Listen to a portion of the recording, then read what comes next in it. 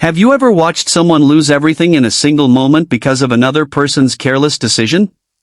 Imagine standing on a quiet street while officers smash apart an $800,000 Rolls-Royce, convinced they are doing the right thing.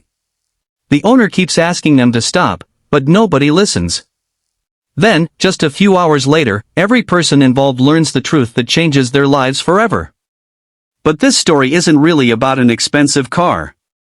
It's about respect, kindness, and the danger of judging someone before knowing who they truly are.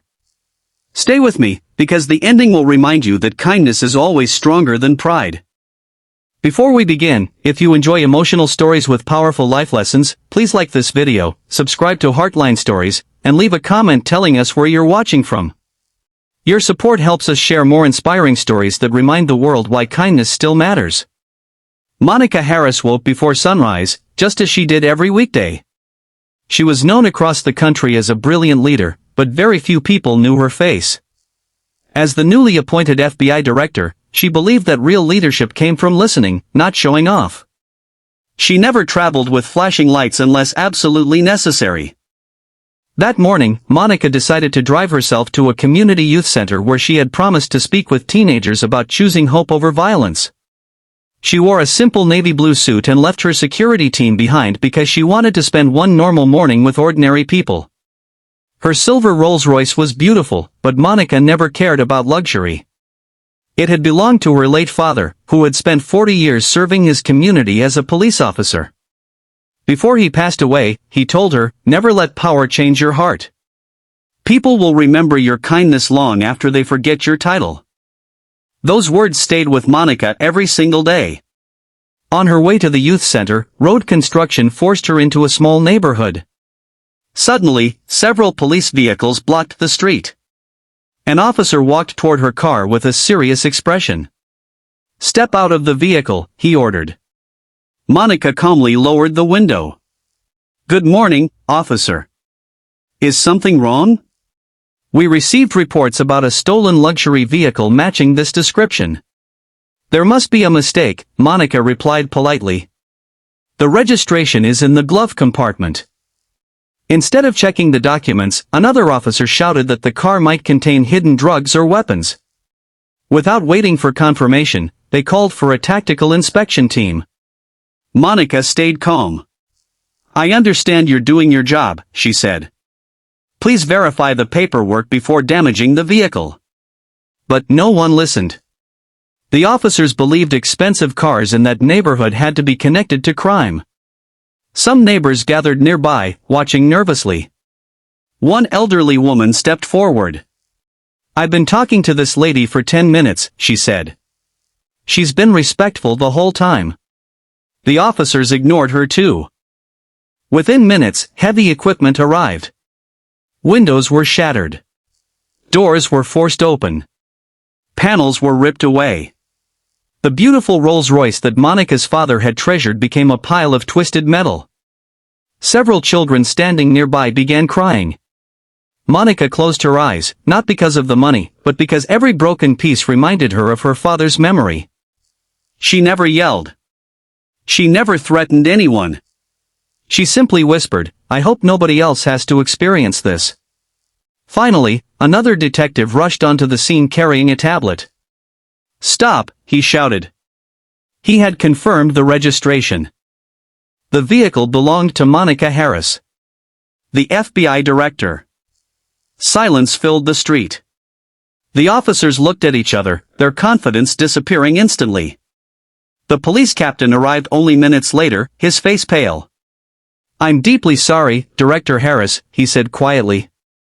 Monica looked at the destroyed car before answering. "I'm not upset because you didn't recognize me," she replied. "I'm upset because you never treated me like a human being." Nobody could meet her eyes. "If I had been an ordinary teacher, nurse, or grandmother," she continued, "would my voice have mattered any less?" No one answered. News of the incident spread quickly across the nation. Many people expected Monica to demand harsh punishments. Instead, she surprised everyone. She requested that every officer involved attend community meetings where families could openly share stories about being judged unfairly. She also invited the elderly woman who had defended her to speak. During the first meeting, the woman stood before dozens of officers. "I didn't know she was important," she said. "I spoke up because she deserved kindness. That's all." Those simple words filled the room with silence. One young officer wiped tears from his eyes. "My mother taught me the same lesson," he admitted. "Somewhere along the way, I forgot." Over the next several months, the police department introduced new training focused on communication, patience, and treating every citizen with dignity before making assumptions. Monica personally attended many of those sessions. She didn't lecture. She listened. She answered difficult questions. She shared stories about mistakes she had made during her own career. Her honesty inspired people more than any speech ever could. One afternoon, the officer who had first ordered her out of the car knocked on her office door. "I don't expect forgiveness," he said quietly. "But I wanted to thank you for giving us a chance to become better instead of simply destroying our careers." Monica smiled gently. "My father believed accountability and compassion could exist together," she replied. "Real justice isn't about revenge. It's about helping people choose a better path." Months later, the same officer volunteered every weekend mentoring teenagers who wanted to become police officers. He often began each class with the same sentence: "Respect every person you meet, because character can never be measured by appearance." The youth center Monica had planned to visit finally invited her back. This time, she arrived in a simple family sedan. A teenager asked why she no longer drove the expensive Rolls-Royce. Monica smiled. "My father never wanted me remembered for a car," she answered. "He wanted me remembered for how I treated people." The room filled with applause.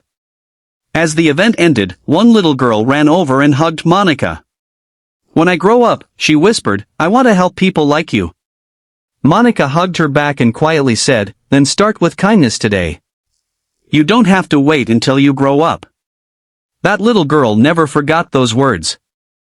Neither did anyone else who witnessed that unforgettable day. The destroyed Rolls-Royce was eventually replaced, but Monica often said the greatest thing rebuilt wasn't a car. It was trust. An entire community learned that respect should never depend on someone's job, clothes, neighborhood, or wealth. Every person deserves to be heard before being judged. And that's the lesson we can all carry into our own lives. Kindness costs nothing, yet it can change hearts, heal mistakes, and build bridges where anger once stood. The next time you meet someone, remember that every face hides a story you cannot see. Choose compassion first, listen before judging, and never underestimate the quiet power of treating another human being with dignity. One small act of kindness may become the moment that changes someone's life forever.